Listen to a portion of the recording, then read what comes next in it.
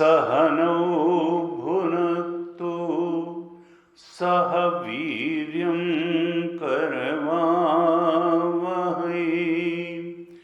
तेजस्विनावधीतमस्तु मा विद्विषावहै।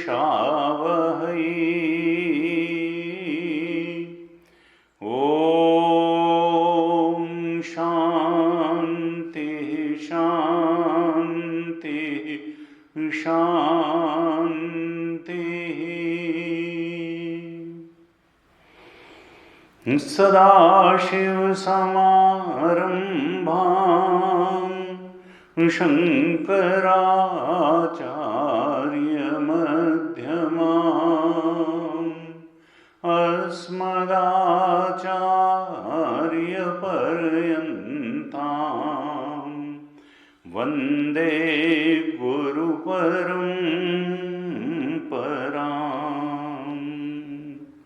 अज्ञानतिमिरान्धस्य ज्ञानाञ्जनशलाकया चक्षुरुन्मीलितं येन तस्मै श्री गुरवे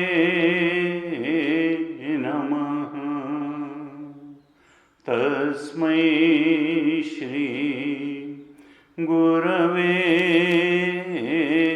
नमः। सच्चिदानन्दरूपाय विश्वोत्पत्त्यादिहेतवे तापत्रयविनाशाय श्रीकृष्णाय वयं नमः। यं प्रव्रजन्तमनुपेतमपेतकृत्यं द्वैपायनो विरहकातराजुहाव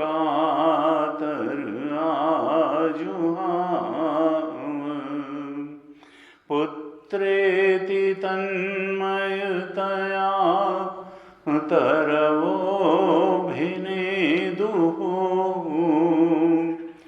तं सर्वभूतहृदयं मुनिमानतोऽस्मि।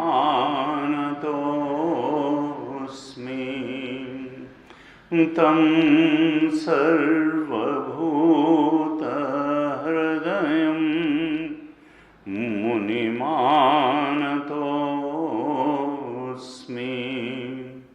नारायणं नमस्कृत्य नरं चैव नरोत्तमं देवीं सरस्वतीं व्यासं ततो जयमुदीरयेत्। कृष्णाय वासुदेवाय हरये परमात्मने प्रणतक्लेशनाशाय गोविन्दाय नमो नमः। प्रणतक्लेशनाशाय गोविन्दाय नमो नमः।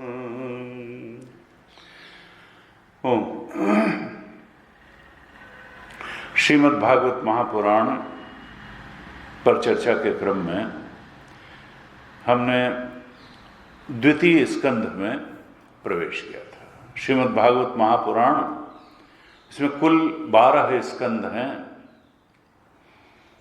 हमने भागवत महात्म्य पर चर्चा की, प्रथम स्कंध पर चर्चा की और फिर अब हम द्वितीय स्कंध में प्रवेश कर रहे हैं, जिसके कुछ श्लोकों पर पिछली कक्षा में हमने चर्चा की थी। ये द्वितीय स्कंध बड़ा ही महत्वपूर्ण स्कंध है, छोटा है, कुल 10 अध्याय इस दूसरे स्कंध में हैं, लेकिन बहुत साधना परक सार बातें इसमें बताई गई हैं। मनुष्य के लिए क्या करणीय है, म्रियमाण के लिए क्या करणीय है और मनुष्य मात्र के लिए क्या करणीय है, यही तो 2 प्रश्न शुकदेव जी महाराज से परीक्षित ने पूछे थे। पहले स्कंद के अंत में यही पूछा था। अतः पृच्छामि संसिद्धिम योगिनाम परमं गुरुं पुरुषस्य इह यत् कार्यम म्रियमाणस्य सर्वथा। आप तो बोध प्राप्त संत हैं, गुरुओं के भी गुरु हैं, इसलिए भगवान मैं आपसे पूछता हूं कि मनुष्य मात्र का कर्तव्य क्या है और जो मरने वाला हो, जिसकी आसन्न हो मृत्यु, ऐसे मरणासन्न मनुष्य का, पुरुष का कर्तव्य क्या है। अर्थात मनुष्य मात्र को क्या करना चाहिए, जीवन कैसे बिताना चाहिए, और जिसकी मृत्यु निकट आ गई हो उसको क्या करना चाहिए, क्या सुनना चाहिए, क्या जपना चाहिए। यत् श्रोतव्यम अथो जप्यम यत् कर्तव्यम नभि प्रभो। 3 बातें कहीं पूछी थी कि सुनना क्या चाहिए, कीर्तन किसका करना चाहिए, बोलना क्या चाहिए, बात कौन सी करनी चाहिए और कर्म कौन सा करना चाहिए, स्मरण क्या करना चाहिए, भजनीय कौन है, स्मरणीय कौन है, और क्या है जो नहीं करना चाहिए, क्या है जो नहीं सुनना चाहिए, क्या है जो नहीं बोलना चाहिए, क्या है जो स्मरण नहीं करना चाहिए, क्या है जो भजनीय नहीं है, जिसका कीर्तन नहीं करना चाहिए। यानी संग्रह और त्याग दोनों की बात परीक्षित महाराज ने पूछी। करने योग्य क्या है, त्यागने योग्य क्या है, स्मरण करने योग्य क्या है, न स्मरण करने योग्य क्या है, क्या करना है क्या नहीं करना है मनुष्य मात्र को और मरणासन्न को। ऐसा जब प्रश्न किया तो शुकदेव महाराज बहुत प्रसन्न हुए। दूसरे अध्याय के प्रारंभ से ही शुकदेव महाराज ने परीक्षित पर अनुग्रह करने के लिए उनके प्रश्नों का उत्तर दिया और बड़े स्पष्ट रूप से, सार गर्भित रूप से, टू द पॉइंट। कहीं इसको लोग कहते हैं कि साहब उपदेश में अस्पष्टता रहती है, कोई अस्पष्टता नहीं रही। शुकदेव महाराज ने कहा कि देखो, ये मनुष्य जो आया है इस धरती पर अपने मिश्रित कर्मों के परिणाम स्वरूप, तो ये वासनाओं के कारण ही उसने शरीर अपने लिए गढ़ लिया है। वो शरीर उसको मिल गया जिसमें उसकी इच्छाओं, कामनाओं, वासनाओं की पूर्ति हो सकती थी, और वो परिस्थितियां भी उन वासनाओं ने जीवन में जुटा दी जिसमें वासनाओं की पूर्ति हो सकती है। अर्थात मनुष्य के अस्तित्व के केंद्र में उसकी वासनाएं हैं, कामनाएं हैं, इच्छाएं हैं। ये शरीर भी उन इच्छाओं का ही क्रिएशन है, और आने वाली जो उसकी परिस्थितियां हैं वो भी उसकी कामनाओं का ही क्रिएशन है, वासनाओं का ही क्रिएशन है। ये हाड़ मांस का पुतला बड़ा मजबूत दिखता है, संसार की परिस्थितियां भी बहुत प्रभावशाली दिखती हैं, लेकिन ये सब कुछ प्रभावशाली नहीं है। प्रभावशाली हैं तुम्हारी कामनाएं, तुम्हारी वासनाएं, तुम्हारी इच्छाएं, जिन्होंने इस शरीर को भी गढ़ दिया और जो परिस्थितियों को भी गढ़ देती हैं। और मनुष्य परिस्थितियों पर बहुत ध्यान देता है, शरीर पर भी बहुत ध्यान देता है, लेकिन कामनाओं, इच्छाओं, वासनाओं पर ध्यान ही नहीं देता। बंधन है तो वासनाओं का है, और मुक्ति होनी है तो वासनाओं से होनी है। परिस्थिति ऐसी वैसी ऊपर नीचे करके आज तक किसी की मुक्ति नहीं हुई। शरीर जो है वो ठीक करके आज तक किसी की मुक्ति नहीं हुई। ये तो सब वासनाओं का क्रिएशन है, और झूठा क्रिएशन है। प्रारब्ध पर्यंत ये रहेगा और उसके बाद मिट जाएगा। परिस्थितियां भी बदल जाएंगी, शरीर भी बदल जाएगा, लेकिन वासनाएं तो हो सकता है बढ़ जाएं। आशा तृष्णा नाम हुई, मर गए शरीर। आशा और तृष्णा हो सकता है जितनी ले करके आए थे इस शरीर में, उससे ज्यादा ले करके जाएं। इसलिए शुकदेव जी का संदेश क्या है कि हे मनुष्य, तुम अपनी कामनाओं पर कर्म करो, इन वासनाओं को सद्वासनाएं बनाओ, कामनाओं इच्छा को सदिच्छा बनाओ, कामनाओं को प्रभु परायणी बनाओ, आत्मचिंतन परायणी बनाओ, आत्मोन्मुखी बनाओ, कामनाओं को संसारोन्मुखी न बनाओ, देहोन्मुखी न बनाओ, विषय भोगोन्मुखी न बनाओ। इस प्रकार से हमारे जो संत थे वो अंतर के वैज्ञानिक थे। उन्होंने कहा देखो, बाहर बहुत कुछ पा लेने या खो देने से बहुत कुछ बनने बिगड़ने वाला नहीं है। असली बनने बिगड़ने वाला है कि तुमने अपने अंदर को कितना समझा और अपने अंदर को कितना बनाया। कामनाओं के साथ तुमने कैसे डील किया, वासनाओं के साथ तुमने कैसे डील किया। तुम्हारी कामनाएं और वासनाएं बढ़ती चली गईं या कम होती चली गईं। तुम्हारा जीवन कामना पूर्ति परायण और बनता चला गया या प्रभु परायण और बनता चला गया। क्योंकि कामनाओं से, वासनाओं से निवृत्ति का एक ही मार्ग है, और वो है जीवन को प्रभु परायण बना लेना।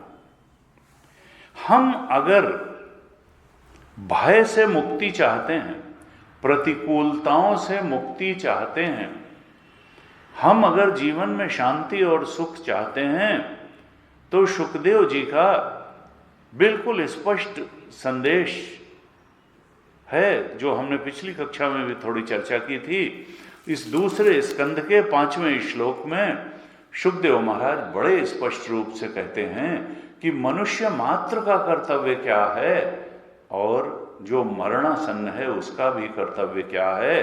तो कर्तव्य तो एक ही है। और 5वें श्लोक में बहुत सारगर्भित रूप से उत्तर दिया शुकदेव महाराज ने।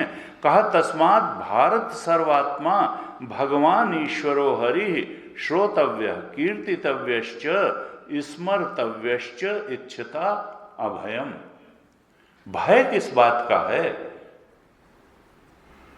जो कामनाएं हमारे मन में उठती हैं, और कामना हमेशा संसार की ही होती है, आत्मा की कामना नहीं होती है। आत्मा की तो भक्ति होती है, आत्मा का तो ज्ञान होता है। ये जो आत्मोन्मुखी जीवन है, इसका रस किसी प्रकार से लग जाए, इसका कामना हो जाए, और ये कैसे होगी? ये तो सत्संग से ही होगी, ये तो शास्त्र के शरण पकड़ने से ही होगी, ये सद्गुरु की शरण पकड़ने से ही होगी, और ये प्रभु कृपा से ही होगी। कुछ लोग कहते हैं कि साहब वेदांत लोग सुनते नहीं हैं या सुनने वाले भाग जाते हैं। हमने कहा कि भाई शास्त्र बार बार कहता है कि लोगों की वासना पूर्ति का जीवन जीने की आदत पड़ी हुई है। उनको ये सुनने में ही डर लगता है कि ब्रह्म सत्यम जगन मिथ्या जीवो ब्रह्मणा परा। ब्रह्म ही सत्य है, जगत मिथ्या है, और ये जीव ब्रह्म ही है। इसके नहीं, ये तो साहब हम धन्यवाद देते हैं कि आपने हमको ब्रह्म कहा, परमात्मा का स्वरूप कहा, लेकिन फिर ऐसे कैसे हम ब्रह्म, हम कहाँ हैं?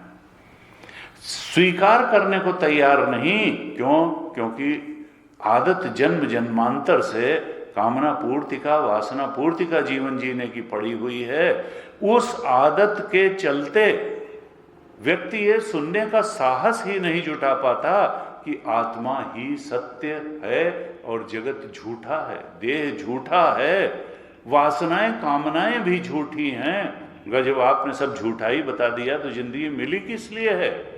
हाँ, सपने का जिंदगी जैसे मिलती थी वैसे ही ये भी जिंदगी है, वैसे ही ये भी सृष्टि है। सत्य तो आत्मा है, लेकिन ये सुनने के लिए साहस चाहिए और फिर उसको धारण करने के लिए तो और साहस चाहिए। नायम आत्मा बलहीनेन लभ्या। और चूंकि वो साहस बहुत कम लोगों के पास होता है, इसलिए वेदांत श्रवण बहुत कम लोग कर पाते हैं। अगर आ भी जाते हैं भूले भटके तो भाग खड़े होते हैं। वेदांत को सुनना और सुनते रहने का साहस प्रभु कृपा से ही प्राप्त होता है, पूर्व जन्मों की पुण्यों की कमाई से ही प्राप्त होता है। नहीं तो सत्य सुनने और धारण करने का साहस ही मनुष्य में नहीं है। वो बहुत बड़े पद पर पहुंच सकता है, बहुत बड़ी डिग्रियां इकट्ठा कर सकता है, बहुत धन इकट्ठा कर सकता है, लेकिन वेदांत श्रवण का साहस बिरलों में ही होता है। नहीं तो ज्यादातर लोग तो वेदांत से डर के भाग खड़े होते हैं, वेदांत सुनना छोड़ देते हैं, क्योंकि उनके दिमाग में, उनकी बुद्धि में वेदांत के सत्य को पचाने की ताकत ही नहीं होती है।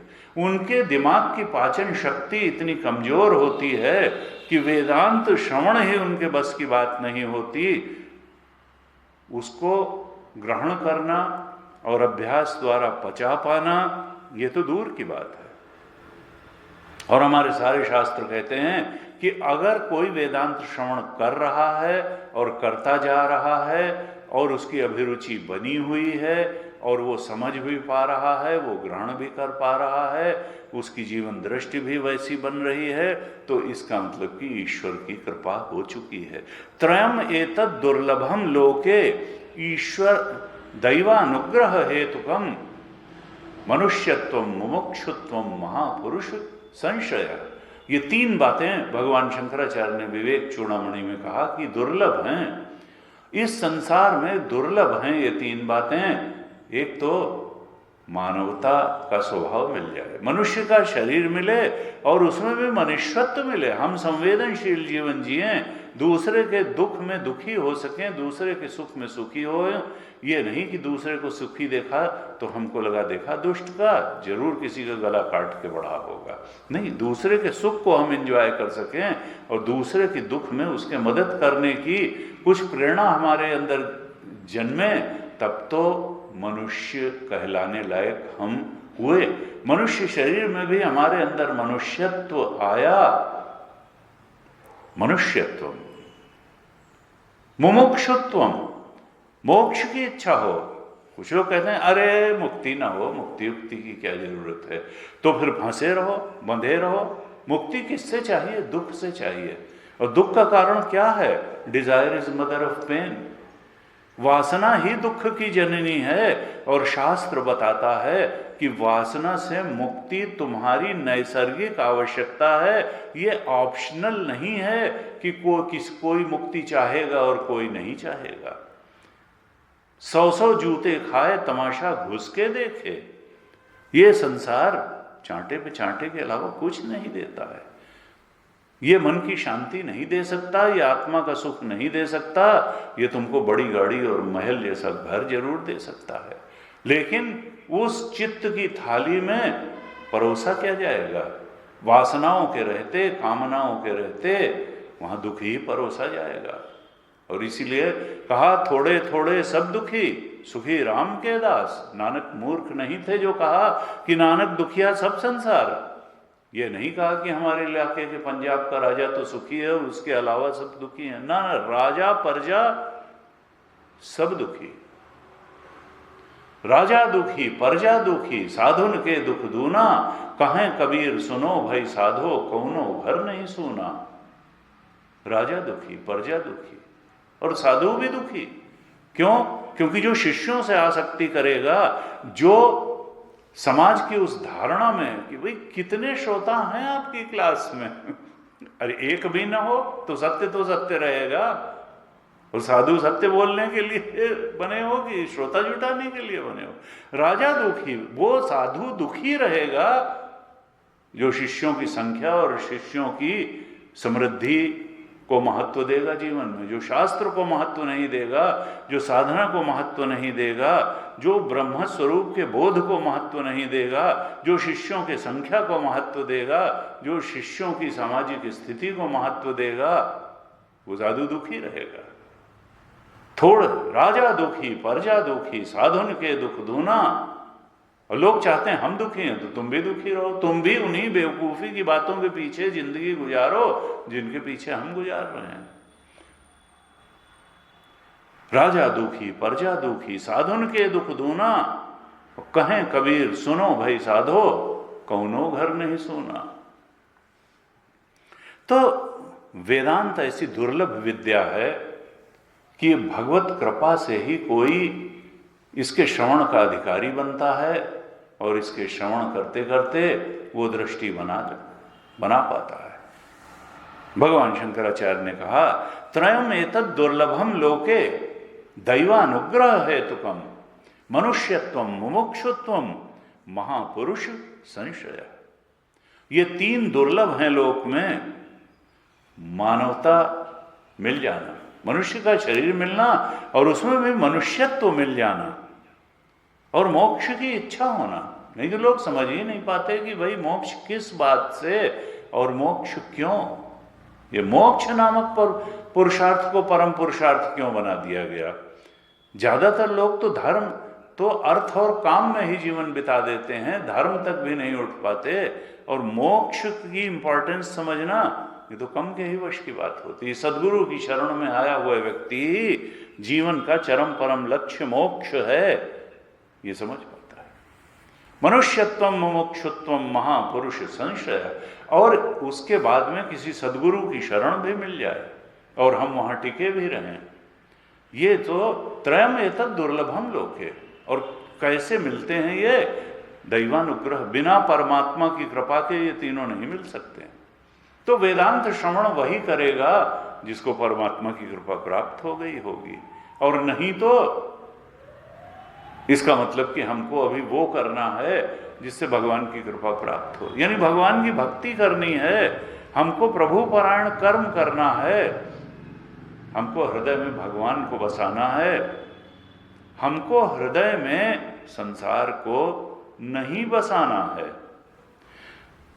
भगवत स्मरण से हृदय को भरना है, हमको संसार के भोगों की आसक्ति से हृदय को नहीं भरना है, हमको कर्म के केंद्र में परमात्मा को लाना है, कर्म के केंद्र में वासना और कामना को नहीं रखना है, उनको हटाना है।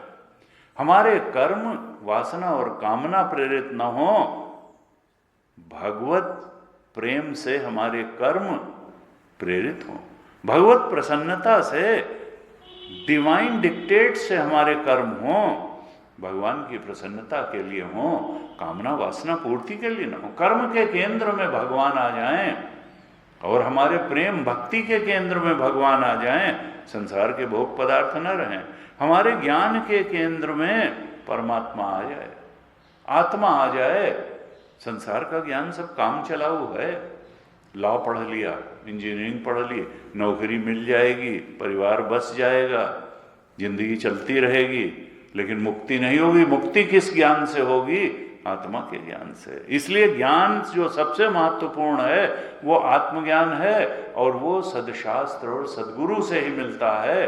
वो यूनिवर्सिटी की लाइब्रेरी में रखी हुई किताबों से नहीं मिलता, वो यूनिवर्सिटी की फैकल्टी या बड़े बड़े इंजीनियरिंग मेडिकल कॉलेजेस में पढ़ाने आने वाले जो प्रोफेसर्स हैं उनसे नहीं मिलता है। उसके लिए तो अंदर खोज चाहिए और बाहर का सद्गुरु चाहिए। तो हमारे कर्म के, हमारे भक्ति के, प्रेम के और ज्ञान के केंद्र में परमात्मा होना चाहिए।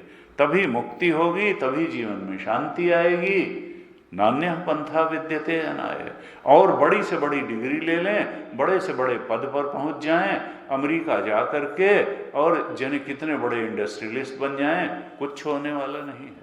वो शांति और सुख जिसकी तलाश है वो नहीं मिलेगा, मुक्ति नहीं प्राप्त होगी। इसलिए भागवत जी का मूलभूत संदेश क्या है कि केनापि उपायेन मनः कृष्णे निवेशयेत।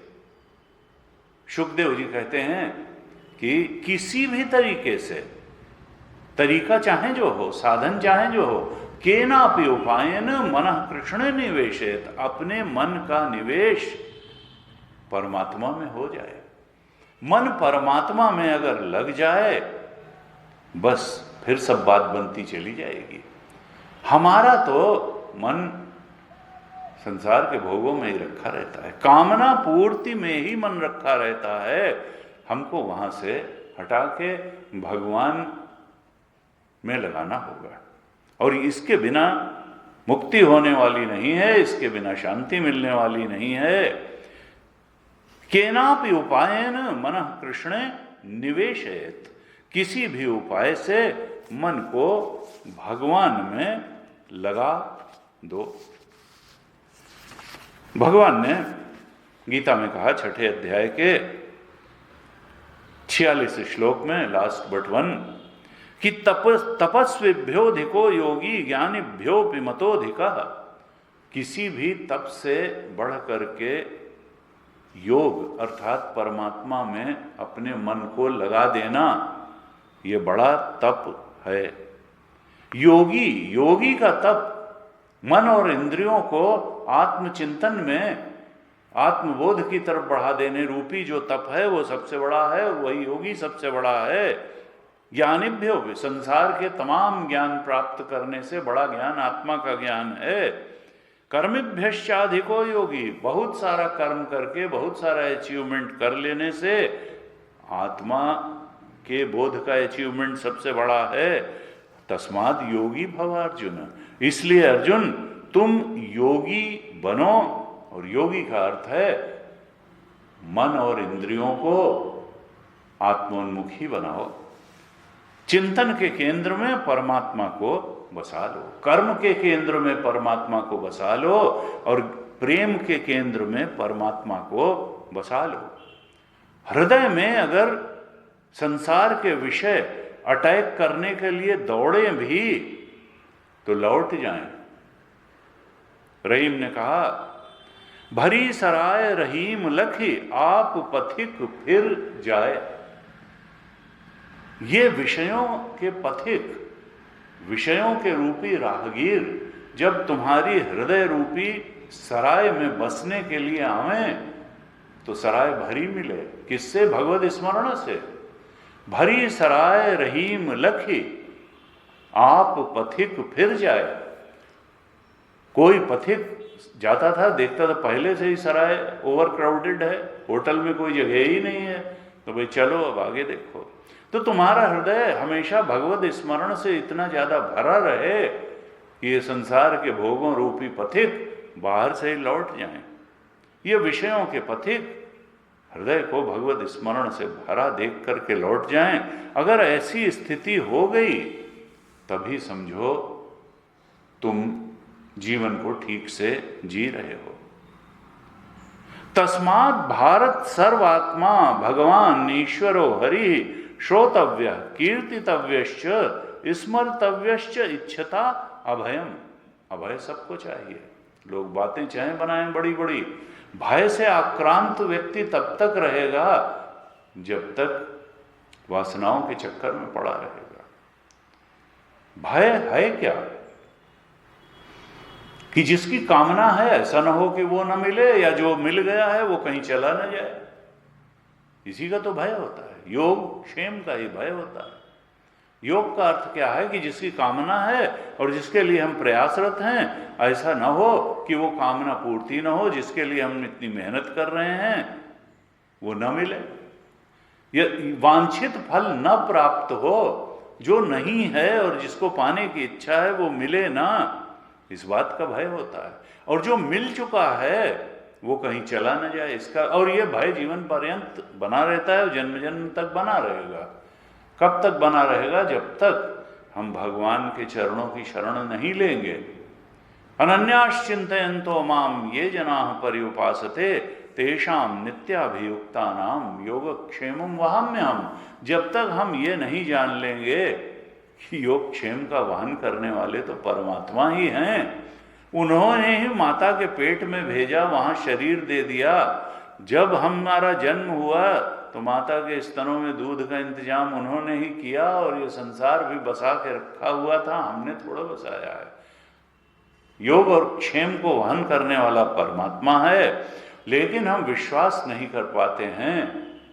और शंकराचार्य जैसे ऋषि कहते हैं कि वातुल किम तव नास्ति नियंता, तुम ये क्यों नहीं समझते कि इस सृष्टि का एक नियंता है और तुम्हारा भी नियंता है, जो पूरी सृष्टि चला सकता है। तुम उसके चरणों की शरण पकड़ोगे तो वो तुम एक को नहीं चला सकता, या तुम्हारे परिवार को नहीं चला सकता। हर व्यक्ति अपना प्रारब्ध लेकर के आया है, और प्रारब्ध पर्यंत ये शरीर कहीं जाने वाला नहीं है, और वैसी परिस्थितियां भी मिलेंगी, वैसे सुख दुख भी मिलेंगे। तुम अगर इन सब के पार जाना चाहते हो तो सद्गुरु और सदशास्त्र की शरण पकड़ लो। प्रथम अध्याय के दूसरे स्कंद के प्रथम अध्याय के ही 5वें श्लोक में शुकदेव महाराज कहते हैं, इसलिए ये समझ लो कि जीवन की परेशानी का कारण क्या है, जीवन है क्या। क्योंकि हर व्यक्ति ये समझता है कि मैं जिंदगी को बहुत अच्छे ढंग से समझता हूँ, और कई बार तो ये भी क्लेम करता है कि अपनी जिंदगी को तो समझता हूँ, दूसरे तीसरे चौथे की जिंदगी को भी समझता हूँ। जबकि वास्तविकता ये होती है कि न वो अपनी जिंदगी को समझता है, न वो दूसरे की, न वो संसार को, न वो परमात्मा को, वो कुछ समझता ही नहीं। वो अज्ञान जन्य वासनाओं के थपेड़े सह सह करके हफ्ते और वर्ष गुजारता चला जाता है। जैसे नदी में नाव हिचकोले खाती है, ऐसे ही वासनाओं के, कामनाओं के थपेड़े खा कर करके इस संसार नदी में एक दिन किसी भंवर में काल का पंजा उसको डुबा लेता है। शुकदेव महाराज कहना चाहते हैं कि तुम समझो तो, और कौन भगवान की कृपा होगी, वेदांत की शरण में आएगा, सदगुरु की शरण में आएगा, सदशास्त्र की शरण में आएगा, तभी समझ पाएगा, अपने को भी समझ पाएगा, जीवन को भी समझ पाएगा, संसार को भी समझ पाएगा, और परमात्मा को भी समझ पाएगा, और तभी जीवन जीने का ठीक तरीका भी जान पाएगा, और मरने का भी ठीक तरीका जान पाएगा। जो ठीक से जिया ही नहीं, वो ठीक से मरेगा क्या।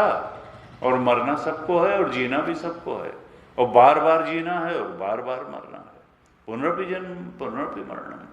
ये नहीं है कि एक बार मर गए तो बात खत्म हो जाएगी। आत्महत्या करने से परेशानियां नहीं दूर होती, परेशानियां भगवान के स्मरण से दूर होती हैं।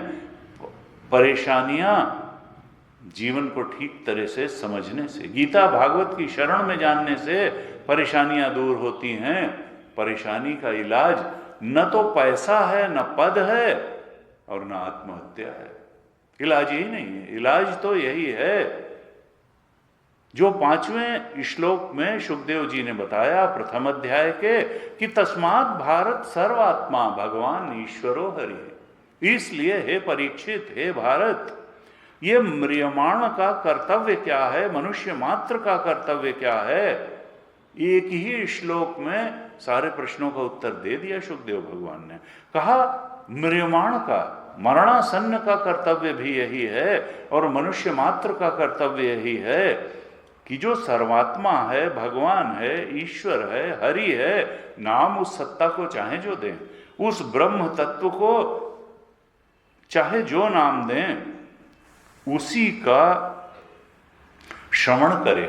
मनुष्य का कर्तव्य क्या है, वो मरणासन्न हो या वो पूरा स्वास्थ्य शरीर का शारीरिक रूप से पूरा स्वस्थ हो, लेकिन मानसिक और आध्यात्मिक रूप से उसको सत्य कब कहा जाएगा, जब वो उस भगवत सत्ता, उस परमात्म सत्ता, जिसके लिए 4 नाम दिए इस 5वें श्लोक में, सर्वात्मा भगवान ईश्वरो हरि।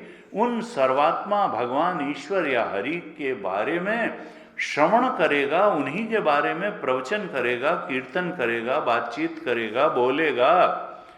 श्रोतव्य कीर्तितव्यश्च स्मर्तव्यश्च, और उन्हीं का स्मरण करेगा।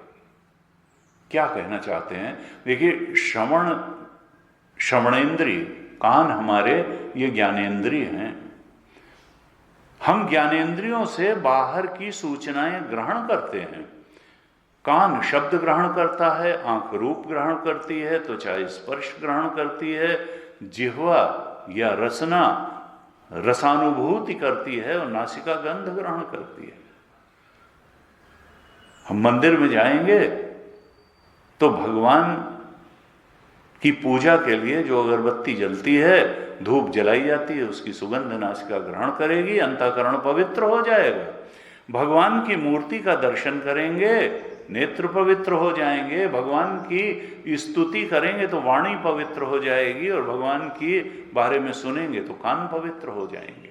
श्रोतव्य, सुनने लायक क्या है? ज्ञानेन्द्रियों से ग्रहण करने लायक क्या है? परमात्मा।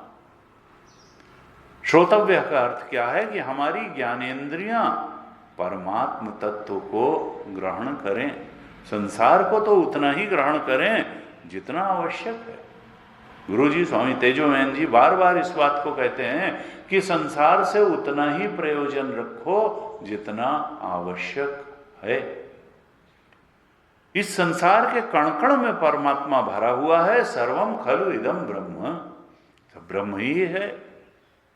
तो हम तो यहां परमात्मा से निकटता तलाशें। यही जीवन को ठीक से जीना है और यही ठीक से मरना है कि परमात्मा की निकटता में मरें। हम कामनाओं की अपूर्ति की निकटता लिए हुए न मरें।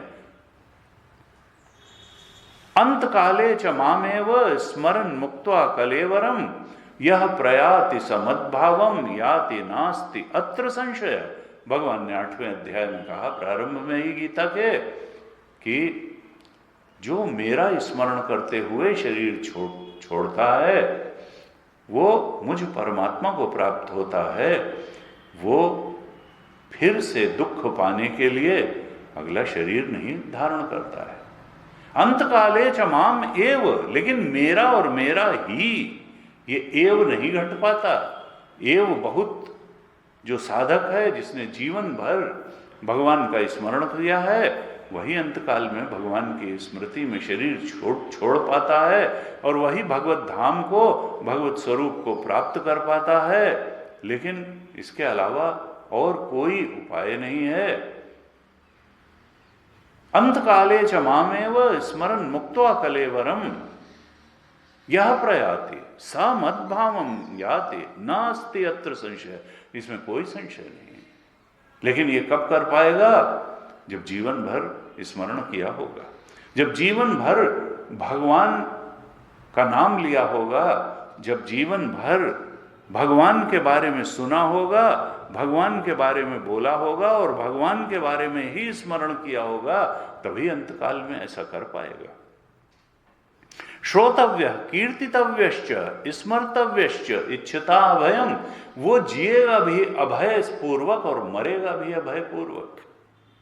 भय जीवन से विदा हो जाएगा, लेकिन उसके लिए श्रवण आदि सारी ज्ञानेन्द्रियों से भगवान को अपने हृदय में ले जाकर के बसाना होगा। जिनके श्रवण समुद्र समाना, कथा तुम्हार सुभग सरि नाना, भर ही निरंतर हो ही न पूरे, तिनके ही तुम कहाँ ग्रह रूरे। वाल्मीकि जी ने प्रथम घर यही बताया राम जी को कि उनके हृदयों में जा करके रहो राम जी, जो तुम्हारे बारे में सुनते हुए अघाते नहीं हैं जिनके कान, भरा ही निरंतर हो। जैसे समुद्र में नदियों का जल लगातार भरता है, लेकिन समुद्र नहीं कहता कि बस बहुत हो गया मत लाओ जल, ऐसे ही जिनके कान समुद्र के समान हैं, कहते भगवान की कथा सुनते हुए थकते नहीं हैं। ये नहीं कहते कि भाई अब सत्संग थोड़ा ज्यादा ही हो रहा है, अब तो थोड़ा संसार चर्चा की जाए। नहीं, जिनके श्रवण समुद्र समाना, भरा ही निरंतर हो ही न पूरे, उनके श्रवण सत्संग से अघाते ही नहीं है। जैसे अधिकांश कामनासक्त लोगों के कान संसार का रागद्वेष की चर्चा सुनते हुए अघाते ही नहीं हैं, ऐसे ही कहते हैं कि जिनके श्रवण परमात्मा चर्चा सुनते हुए नहीं अघाते हैं, उन्हीं के हृदय में राम जी तुम बस जाओ। कीर्तितव्यश्च, कीर्तन वाणी जिह्वा से किया जाएगा। जिह्वा जो है वाणी कर्मेंद्रिय है, यानी ज्ञानेंद्रियों से भी परमात्मा को अंदर ले जाओ और फिर निकले तो परमात्मा के बारे में ही तुम्हारा वक्तव्य हो, कीर्तन हो। वाणी का सबसे अच्छा उपयोग क्या है? परमात्मा के बारे में चर्चा करना, परमात्मा के बारे में बातचीत करना, कहना, यही इस वागेंद्रिय का सबसे अच्छा उपयोग है। ज्ञानेंद्रियों का उपयोग भी परमात्मा को जानने के लिए करें, कर्मेंद्रियों का उपयोग परमात्मा को बताने के लिए करें, परमात्मा की अभिव्यक्ति के लिए करें। और स्मर्तव्य, मन दिया है, बुद्धि दी है भगवान ने, और वो चिंतन करेगी। पूरी जागृत और स्वप्न अवस्था में ये बुद्धि चलती रहती है और किसी न किसी विषय का चिंतन करती रहती है। तो कौन सा विषय है जो चिंतनीय है? कौन चिंतन करने योग्य है? क्या संसार के विषय चिंतन करने योग्य हैं? क्या संसार की लाभ और हानि चिंतन करने योग्य है? जय और पराजय चिंतन करने योग्य है? क्या संसारियों द्वारा दिया गया मान और अपमान चिंतन करने योग्य है? कहा नहीं, परमात्मा ही चिंतन करने योग्य है, परमात्मा ही स्मरणीय है। हम अपने मन बुद्धि का उपयोग परमात्मा के स्मरण में ही करें। तो 3 साधनाएं बता दी और बड़े सहज रूप में बता दी। इच्छता अभयम, जो अभय चाहे, जो जीवन जीते समय भी भय मुक्त होकर के जीना चाहे और मरते समय भय मुक्त होकर के मरना चाहे, जो अभय चाहे, मरणासन्न के लिए भी यही करना है और मनुष्य मात्र को भी यही करना है कि अपनी ज्ञानेंद्रियों, कर्मेंद्रियों और मन बुद्धि को परमात्मा में लगा दे। श्रोतव्य, कीर्तितव्यश्च, स्मर्तव्यश्च, इच्छता अभयम। अगर ऐसा चाहता है अभय, तो सर्वात्मा भगवान ईश्वर और हरि में अपनी ज्ञानेंद्रियों, कर्मेंद्रियों और मन बुद्धि को लगा दे। वो सर्वात्मा है, केवल हमारा आत्मा नहीं है। वो चेतना बन करके हर प्राणी के हृदय में बैठा हुआ है और वो इस संसार का भी अधिष्ठान है, वो जड़ का भी अधिष्ठान है, वो चेतन का अधिष्ठान है, वो सचराचर स्वामी है, वो ईश्वर है, शासक है, नियामक है, नियंता है। उसकी नजर से कोई बात बची नहीं है कि कौन मेरी पूजा कर रहा है और कौन संसार की पूजा कर रहा है। और भक्तों पर भगवान निश्चय ही कृपा करते हैं। न मे भक्तः प्रणश्यति, मेरे भक्त का नाश नहीं होता है। भागवत जी में कहा, अहम भक्त पराधीन, मैं तो भक्तों के अधीन हूं। मेरा भक्त जहां जाता है मैं तो वहीं जाता हूं। वो सर्वात्मा है। हमको इस रूप में भगवान को जानना समझना है। ये 4 शब्द जो दिए उस परमात्मा सत्ता के लिए शुकदेव जी ने, ये गागर में सागर भर दिया है। हमको एक एक शब्द पर जीवन पर्यंत विचार करना होगा कि वो सर्वात्मा है, वो सत्ता तो किस प्रकार से सर्वात्मा है। यानी और सब अनात्मा है और अनात्मा झूठ है, जो आत्मा है वही सत्य है और वो सर्वात्मा परमात्मा वही सत्य है, ब्रह्म सत्यम। अनात्मा तो हमारी सत्ता देने से, हमारी आसक्ति के कारण सत्तावान हो जाती है। हम आसक्त होते हैं तो अनात्मा सुखद भी लगती है, महत्वपूर्ण भी लगती है और फिर सत्य भी लगती है। जबकि वो अनात्मा चाहे हमारे 3 देह हों या संसार के अनेक भेद विभेद हों, ये सब अनात्मा है। आत्मा तो चेतन है, तो हमारा स्वरूप है और वही सत्य है और वही आनंद स्वरूप है। लेकिन जब हम वासनाओं और कामनाओं के प्रभाव में से आक्रांत हो जाता है ये चेतन, तब फिर ये शरीर को सत्य और सुखद मानने लगता है, इसी को महत्वपूर्ण मानने लगता है। और कामना से आक्रांत होकर के चेतन, वो जीव चेतन, फिर संसार को भी सुखद मानने लगता है, और जो सुखद होता है वो महत्वपूर्ण भी होता है। तो संसार में कामना से आक्रांत जैसे ही चेतन हुआ तो संसार भी सुखद लगा और ये शरीर भी सुखद लगा, और फिर संसार भी महत्वपूर्ण लगा और ये शरीर भी महत्वपूर्ण लगा। और जो सुखद और महत्वपूर्ण होगा उसको तुम लाख कह लो कि ये सत्य नहीं है, वो तो कहेगा नहीं, सुखद और महत्वपूर्ण जो है वो सत्य कैसे नहीं होगा। फिर सत्य भी लगने लगा, संसार भी सत्य लगने लगा और देह भी सत्य लगने लगा। और इसके मूल में मूर्खता क्या थी कि जो चेतन सच्चिदानंद स्वरूप था वो वासनाओं से आक्रांत हो गया था। वासना से आक्रांत चेतन को शरीर भी सुखद, महत्वपूर्ण और सत्य लगेगा, और वासना से आक्रांत चेतन को संसार भी सुखद, महत्वपूर्ण और सत्य लगेगा। और इसका कारण क्या है कि वो बेवकूफी जो पहले एक समय हो गई कि चेतना जो असंगो हम असंगो हम असंगो हम सदाशिवा थी, जो असंग चेतन था वो वासना के से आक्रांत चेतन हो गया, वो जीव चेतन बन गया, वो परमात्म चेतन स्वरूप को भूल गया अपने। केवल अज्ञान और ज्ञान का अंतर है। ज्ञान से, शास्त्र और सद्गुरु के ज्ञान से जिस क्षण ये वासना रूपी अज्ञान का नाश होता है तो विहाय कामान्य सर्वान् पुमांश्चरति निस्पृह निर्ममो निरहंकार सशांतिम अधिगच्छति ऐसा ब्राह्मी स्थिति पार्थ। यही तो ब्राह्मी स्थिति है, यही शाश्वत शांति की स्थिति है। हमको ज्ञान से अज्ञान, वासनाओं के अज्ञान का नाश करना है। चेतन वासना की पकड़ से, जकड़ से मुक्त हुआ नहीं कि स्वरूपस्थ हुआ नहीं, यही तो मुक्ति है।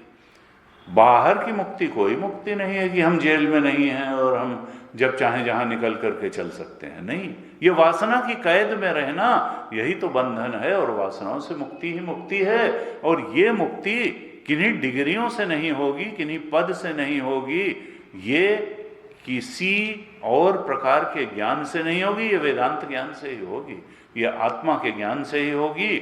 इसलिए शुकदेव भगवान 5वें श्लोक में कहते हैं, पहले अध्याय के दूसरे स्कंद के पहले अध्याय के 5वें श्लोक में, कि तस्मात् भारत सर्वात्मा भगवान ईश्वरो हरि श्रोतव्य कीर्तितव्यश्च स्मर्तव्यश्च इच्छता भन। जो अपने परमात्म स्वरूप के बोध में स्थित होकर के कामनाओं वासनाओं से मुक्त होकर के अभय चाहता हो, मुक्ति चाहता हो, वो अपने जीवन के केंद्र में उस सर्वात्मा को ले आए, वो भगवान को ले आए, वो ईश्वर को ले आए, वो हरि को ले आए। जैसे जब गजराज को ग्राह ने पकड़ लिया तो ग्राह की पकड़ से अपने को गजराज छुड़ा ही नहीं पा रहा था और उसको मृत्यु निकट दिखाई दी, तब पूर्व जन्म के सत्कर्म उदय हो गए और उसने उसी सरोवर से कमल सूंड से उठाया और भगवान की प्रार्थना करी, जिसको अभी भागवत में आगे गजेंद्र स्तुति के नाम से वो प्रसंग आने वाला है। और उस स्तुति को सुनकर के भगवान दौड़े आए और ग्राह के मगर के चंगुल से हाथी को छुड़ा दिया और वो मुक्त हो गया, हरि अवतार हो गया भगवान का। तो हरि अवतार कहते हैं कष्ट निवारक अवतार है। हमारे कर्म से जितने कष्ट हमारे जीवन के दूर नहीं हो सकते, वो भगवान की कृपा से वो कष्ट दूर हो सकते हैं। जैसे गजराज का कष्ट दूर हो गया। हरि कष्ट निवारक परमात्मा है, कहा उसको याद करो। ईश्वर सबका नियंता है, उसको याद करो। भग ऐश्वर्यवान है, भग का अर्थ क्या है? ऐश्वर्य। वही धर्म का आधार है, वही यश का आधार है, वही लक्ष्मी का आधार हैं, वही ऐश्वर्य का आधार हैं, वही ज्ञान का आधार हैं और वही वैराग्य का भी आधार हैं। ऐसे षडैश्वर्य संपन्न वो जो सत्ता है उसी को कहते हैं भगवान, ऐश्वर्यवान। ऐसे भगवान को हम अपने जीवन के केंद्र में बिठा लें। ऐसा अगर करेंगे तो फिर हमारा श्रवण भी भगवत दिशा में बढ़ेगा, स्वाध्याय भी उधर ही होगा, प्रवचन भी उसका होगा और स्मरण भी उसका होगा। ऐसा अभ्यास अगर हम करेंगे तो हम मुक्ति की तरफ बढ़ जाएंगे। अभ्यास योग युक्तेन चेतसा नान्यगामिना परमं पुरुषम दिव्यम याति पार्थानुचिंतयन्। शुकदेव भगवान आगे कहते हैं 6ठे श्लोक में कि एतावान सांख्य योगाभ्याम स्वधर्म परिनिष्ठया जन्म लाभ परः पुंसाम अन्ते नारायण स्मृति। एतावान सांख्य योगाभ्याम स्वधर्म परिनिष्ठया, चाहे तो सांख्य से हो, चाहे योग से हो, चाहे स्वधर्म के पालन से हो। मनुष्य रूप में अगर जन्म मिला है तो मनुष्य रूप में जन्म मिलने का लाभ यही है कि अंते नारायण स्मृति है, कि जब हम ये कलेवर, ये शरीर छोड़ें तो भगवान के स्मरण में छोड़ें, अंत काल में भगवान की स्मृति बनी रहे। ऐसा न हो कि संसार की स्मृति में ही शरीर जाए, अपूर्ण इच्छाओं की स्मृति में ही शरीर जाए, संसार की चिंता में ही शरीर जाए। गुरुजी एक कथा बताते थे कि देखो, अगर हमने जीवन भर भगवान का स्मरण नहीं किया, अगर हमने भगवान के बारे में नहीं सुना, सत्संग नहीं किया, कीर्तन नहीं किया, तो फिर स्थिति क्या होगी? अगर हम दुकान और मकान के ही चक्कर में पड़े रहे जीवन भर, हम धन लोलुप बन करके ही हमने जीवन जी डाला। तो एक सेठ था, तो जब मृत्यु का समय निकट आया, 3 लड़के उसके थे, तो उसने कहा, यह था कि प्राण निकलने वाले हैं, कुछ बोलने के लिए छटपटा रहा था। किसी ने कहा कि भाई लगता है कहीं धन छुपा के गाड़ के रखे हुए हैं पिताजी, कुछ बताना चाह रहे हैं। तब डॉक्टर से कहा, चाहे जो हो 1,00,000 2,00,000 रुपए का इंजेक्शन लगाओ, एक बार तो कुछ बुलवा दो। डॉक्टर ने भी प्रयास किया और वो कुछ बोले। उन्होंने कहा, देखो गाय झाड़ू खा रही है, गाय झाड़ू खा रही है। वो समझ रहे थे पता नहीं कितने पैसे बता दे, यानी चित्त वृत्ति झाड़ू और गाय में ही लगी हुई है, मरते समय भी परमात्मा में नहीं लगी, क्योंकि जीवन भर तो दुकान में बैठे और गल्ला सौदा यही दिमाग में रहा, पैसा कैसे बचा लें यही दिमाग में रहा, तो अंत समय भी यही आया। अंत समय झाड़ू की याद में जो है कि झाड़ू बर्बाद हो रही है, इसी की उसमें शरीर छूटा, परमात्मा की याद में नहीं छूटा। अंते नारायण स्मृति नहीं हो पाई, क्योंकि जीवन भर ये 5वां श्लोक नहीं जिया था, श्रोतव्य कीर्तितव्यश्च स्मर्तव्यश्च नहीं किया था, सर्वात्मा भगवान ईश्वर हरि के बारे में श्रवण कीर्तन और स्मरण का अभ्यास नहीं किया था, इसलिए अंत में नारायण की स्मृति नहीं हो पाई। सावधान करते हैं शुकदेव महाराज कि एतावान सांख्य योगाभ्याम स धर्म परनिष्ठया जन्म लाभ परम। इस मनुष्य जन्म का सबसे बड़ा लाभ क्या है? परह पुंसाम जन्म लाभ। मनुष्य शरीर में आने के बाद सबसे बड़ा लाभ कौन सा कमाया जा सकता है? मल्टी मिलियन बिलियनर हो जाना? ना ना ना, कहा अंते नारायण। अगर अंत में शरीर छूटते समय भगवान के स्मरण में शरीर छूट जाए तो इससे ज्यादा बड़ा इस मनुष्य शरीर में आने का कोई लाभ नहीं हो सकता है। लेकिन अंत में भगवान का स्मरण में शरीर उसी का छूटेगा जिसने जीवन भर स्मरण किया होगा।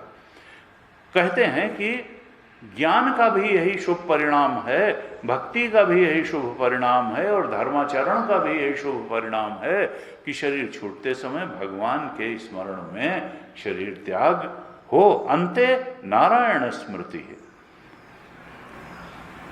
ये क्यों कहा शुकदेव भगवान ने? क्योंकि हमारे शास्त्र कहते हैं कि अंते स्मृति ही सागति है। अंत काल में जैसा स्मरण होता है वैसी ही इस जीव की गति होती है। अगर हम शांति से मरेंगे, सुख से मरेंगे, भगवत स्मरण में मरेंगे, ईश्वर के स्मरण में मरेंगे, तो हम उच्च लोकों को प्राप्त करेंगे, हम गोलोक को, साकेत को, ब्रह्मलोक को प्राप्त करेंगे। हमारी अधोगति नहीं होगी, हमारी सदगति होगी, उच्च लोक को प्राप्त करेंगे। इसलिए अंते स्मृति सा गति, अंत में जो स्मरण होगा उस हिसाब से गति मिल जाएगी, लेकिन अंत उसी का ठीक होगा जिसका जीवन ठीक रहा। यही प्रेरणा दे रहे हैं शुकदेव भगवान। आगे कहते हैं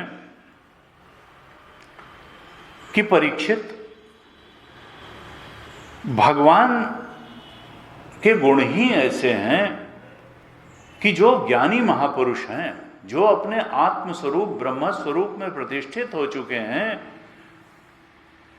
जिनमें न कोई विधि निषेध की मर्यादा अब जिनके लिए रही नहीं, जो निस्त्रय गुण्यो भवार्जुन उस स्थिति में पहुंच गए हैं, गुणों के पार चले गए हैं, स्वरूप बोध में प्रतिष्ठित हो गए हैं, वो भी भगवान के गुणों का स्मरण भी करते हैं, श्रवण भी करते हैं, कीर्तन भी करते हैं। क्यों? क्योंकि इसमें जितना रमण होता है उतना और किसी बात में नहीं होता है। शुकदेव जी आगे कहते हैं परीक्षित से कि परीक्षित, ये भागवत महापुराण मेरे पिता वेद व्यास जी ने इसकी रचना की। द्वापर के अंत में मेरे पिता व्यास जी ने इस भागवत महापुराण की रचना की और अपने पिता वेद व्यास से मैंने इसका अध्ययन किया। इसमें भगवान कृष्ण की जैसी मधुर मधुर लीलाओं का वर्णन है, उन भगवान कृष्ण की छवि से, उनकी लीलाओं से मैं इतना आकर्षित हो गया कि ब्रह्मनिष्ठ होने के बाद भी भगवान की लीलाओं ने मुझे आकर्षित कर लिया। मैं ब्रह्मनिष्ठ संत, मेरा चित्त भी भगवान कृष्ण की लीलाओं ने हरण कर लिया और उन्हीं की लीलाओं से आकर्षित होकर के भगवान की छवि और लीलाओं से आकर्षित होकर के मैंने इस पुराण का अध्ययन किया। कहते हैं परीक्षित, तुम भी भगवान के परम भक्त हो और तुम्हारी भक्ति को देखते हुए ही मैं यहां आया हूं। तुम्हारी भगवान में अनन्य श्रद्धा है, तुम्हारी चित्तवृत्ति बहुत शुद्ध है, तुम्हारी ये अनन्य भक्ति और शुद्ध चित्तवृत्ति भगवान के कृष्ण के चरणों में लगी हुई है और तुम्हारी इसी भक्ति को देख करके, श्रद्धा को देख करके मैं यहाँ आया हूँ और मैं तुम्हें अब उस परम सत्य के बारे में बताऊंगा। मैं तुम्हें इस भागवत महापुराण को अवश्य श्रवण कराऊंगा। 11वें श्लोक में कहते हैं प्रथम अध्याय के, एतान निर्विद्यमानानाम इच्छताम अकुतः अभयम योगिनाम नृपनिर्णीतम हरे नाम अनुकीर्तनम। शुकदेव महाराज कहते हैं इस संसार में जैसे जैसे भी लोग रहते हैं, कुछ लोग तो अपनी इच्छित वस्तुओं, प्राणी पदार्थ, परिस्थिति की कामना के लिए ही जीवन जीते हैं कि हमारी इच्छाएं पूरी हो जाएं, हम ये बनना चाहते हैं बन जाएं, वो पाना चाहते हैं पा लें। जो इस लोक या परलोक की किसी भी प्राणी पदार्थ परिस्थिति की इच्छा रखते हैं, कहते हैं उनके लिए साधन क्या है? हरे नाम अनुकीर्तनम, उनके लिए साधन है कि भगवान के नाम का बार बार स्मरण करें। भगवत कृपा से वो प्राप्त हो सकता है जो शायद कर्म से भी नहीं मिल सकता है, या भगवान कर्म के लिए सद्बुद्धि भी दे देते हैं और परिस्थितियां भी दे देते हैं। जो इस संसार की या परलोक की किसी भी वस्तु की इच्छा रखता हो, उसके लिए रास्ता क्या है? हरे नाम अनुकीर्तनम, भगवान के नाम का कीर्तन करना। फिर कहते हैं जो निर्विद्यमाना नाम है, जो वैराग्यवान हैं, जिन्होंने संसार का ठीक से परीक्षण करके ये जान लिया है कि संसार में सुख दिखता बहुत है लेकिन उसके पीछे दुख खड़ा रहता है। जो जान गए परीक्ष लोकान कर्मचितान ब्राह्मणों निर्वेदम आयात, जो संसार का परीक्षण करके वैराग्य को प्राप्त हो गए, निर्वेद को प्राप्त हो गए, जो संसार के कीचड़ से पार जाकर के वैराग्यवान हो गए, उनको भी क्या करना चाहिए? हरे नाम अनुकीर्तनम, उनको भी भगवान के नाम का कीर्तन करना चाहिए। अर्थात संसार की इच्छा रखने वालों लोगों के लिए भी यही उपाय है और वैराग्यवानों के लिए भी यही उपाय है। जो निर्भय मोक्ष पद प्राप्त करना चाहते हैं उनके लिए भी यही उपाय है, और जो योगी हैं, सिद्ध ज्ञानी हैं, योगिनान नृपः, उनके लिए भी यही निर्णित किया गया है कि हरे नाम अनुकीर्तन, अर्थात आसक्त के लिए भी, विरक्त के लिए भी, योगी के लिए भी, भक्त के लिए भी, सबके लिए सबसे श्रेष्ठ उपाय क्या है? हरे नाम अनुकीर्तनम, भगवान के नाम का संकीर्तन करना। प्रेम से भगवत नाम का संकीर्तन करें तो इससे सारी बाधाएं कट जाती हैं और सारी इच्छाएं पूरी हो जाती हैं।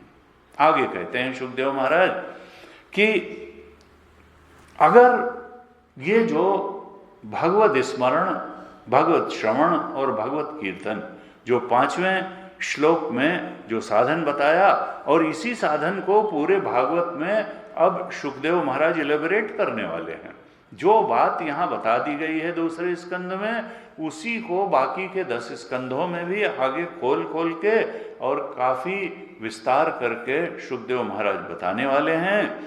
कहा जो व्यक्ति अपने इस कल्याण साधन को नहीं करता है, श्रोतव्य कीर्तितव्यश्च स्मर्तव्यश्च, ये श्रवण कीर्तन और स्मरण नहीं करता है सर्वात्मा भगवान ईश्वर या हरि का, वो अपने कल्याण साधन की ओर से असावधान है।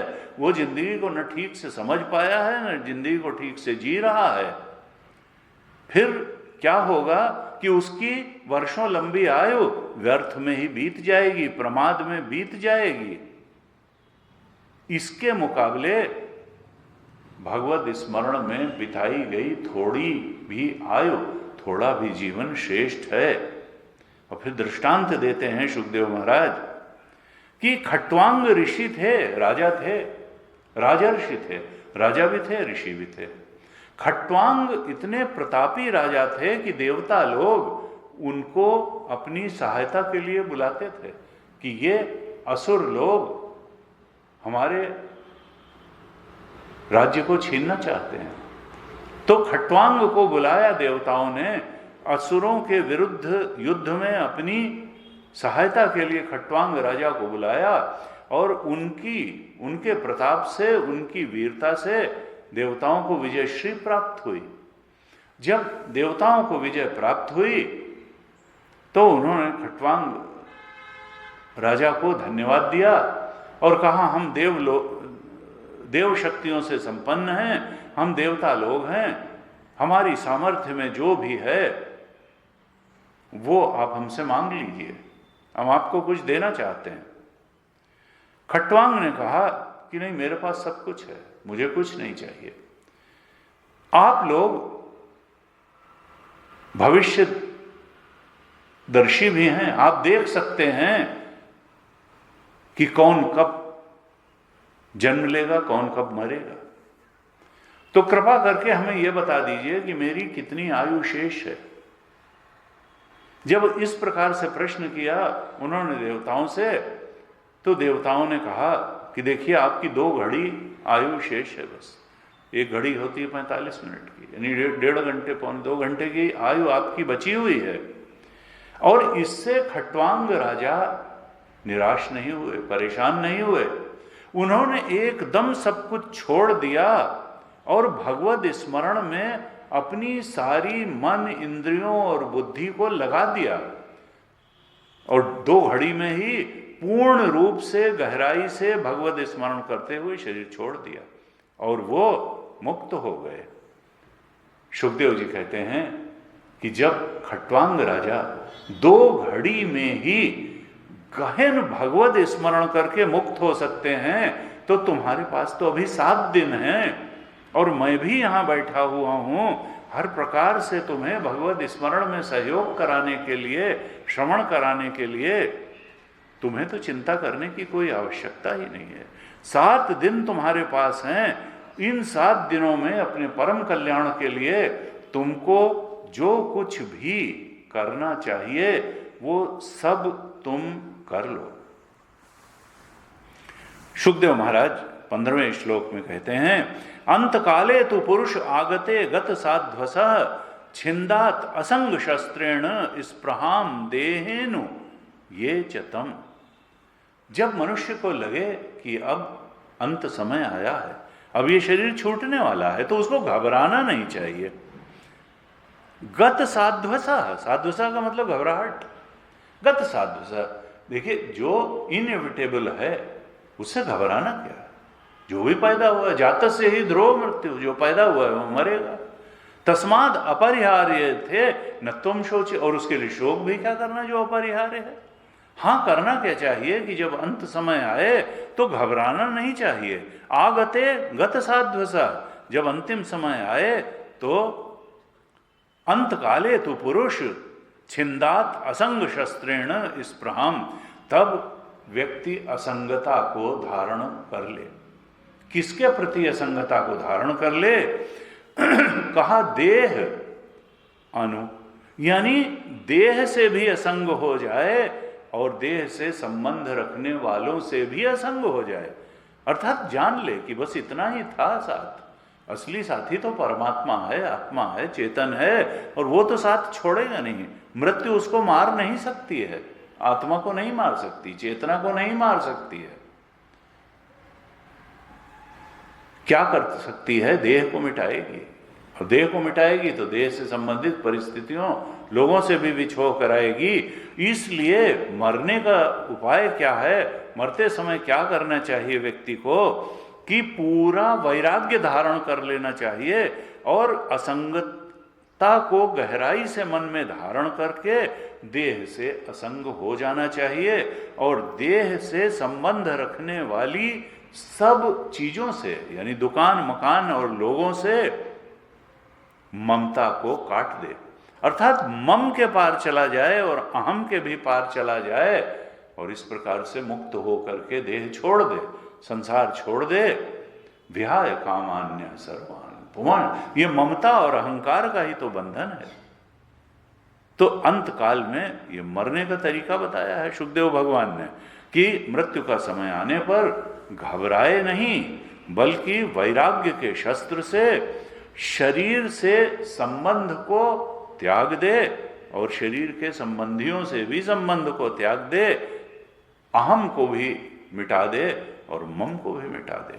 ये अहम और मम को मिटाते हुए वैराग्य के दृढ़ बोध में, आत्मा के दृढ़ बोध में, भगवान के दृढ़ स्मरण में अगर शरीर छूटेगा तो निश्चित रूप से फिर भगवत प्राप्ति होगी, फिर से ये दुख देने वाले शरीर और संसार की प्राप्ति नहीं होगी। इस प्रकार से सुखदेव जी ने परीक्षित के दोनों प्रश्नों का उत्तर दिया और अब इसके आगे फिर किस किस प्रकार से जीवन जीना चाहिए और भगवत बोध में रहते हुए जीवन जीने का उपाय क्या है, उस पर आगे शुकदेव भगवान चर्चा करने वाले हैं। आज यहीं तक रखते हैं। आप सबका बहुत बहुत धन्यवाद। ओम पूर्णमदः पूर्णमिदं पूर्णात् पूर्णमुदच्यते पूर्णस्य पूर्णमादाय पूर्णमेवावशिष्यते। ओम शांति शांति शांति। हरि ओम श्री गुरुभ्यो नमः। हरि ओम।